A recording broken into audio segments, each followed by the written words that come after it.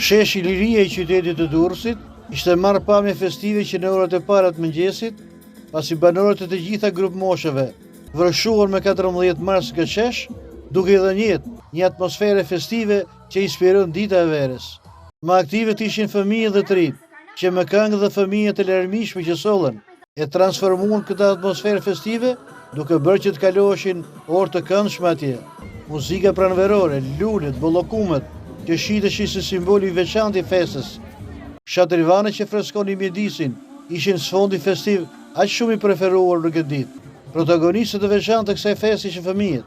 Për të fiksuar kujtimin e bukur të kësaj dite, ata bënin foto të shumta, ndoshta për t'i ruajtur dhe për t'i shijuar jo vetëm këtë ditë, por edhe në vitet e ardhshme.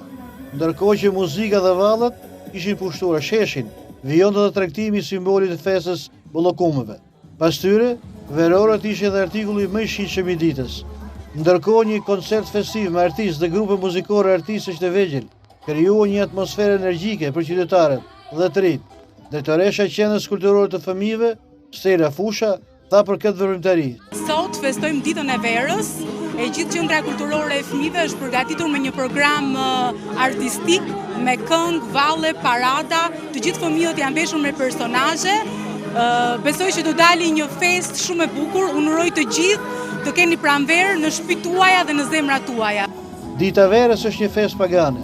Festimet kryhen në ndërim të natyrës së bukur shqiptare dhe bimësisë që merr jetë këtë datë. Tashmë kjo festë është një ditë kombëtare pushimi, që qyteti i Durrësit di si ta festojë.